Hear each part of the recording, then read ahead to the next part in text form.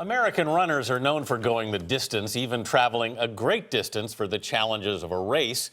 For just the second year, North Korea opened its borders to outside athletes. Seth Doane has the story. In a marathon, the spectacle is usually the runners, but in this case, it was the course, the streets of Pyongyang. Around 600 foreigners took part in this week's marathon, half marathon, and 10K, joining North Korean runners in the capital of this infamously reclusive country. Simply just by stating to someone, I'm going to Pyongyang to run, second look at you. Nicholas Bonner, who also ran this week, brought more than 250 participants to North Korea through his Beijing-based travel company, Koryo Tours.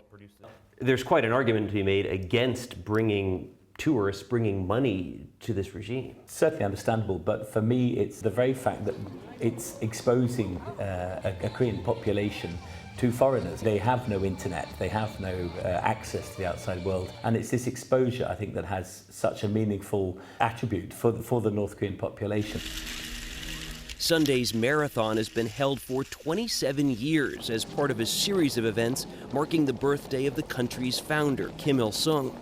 This was only the second year amateur runners were invited. Everyone who finished the marathon received a certificate. Stephen Foreman and Gary Thompson traveled all the way from New York City, where they're in the same running group.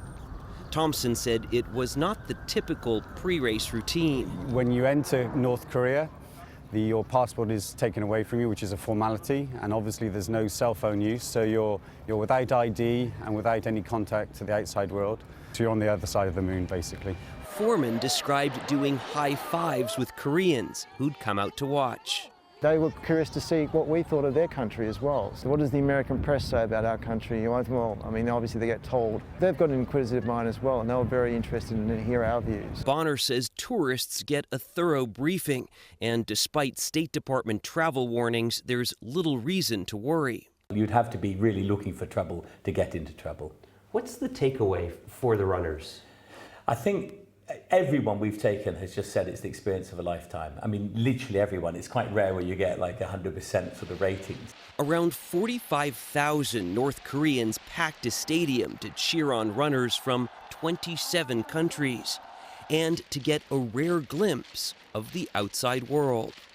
For CBS This Morning Saturday, Seth Doane, Beijing.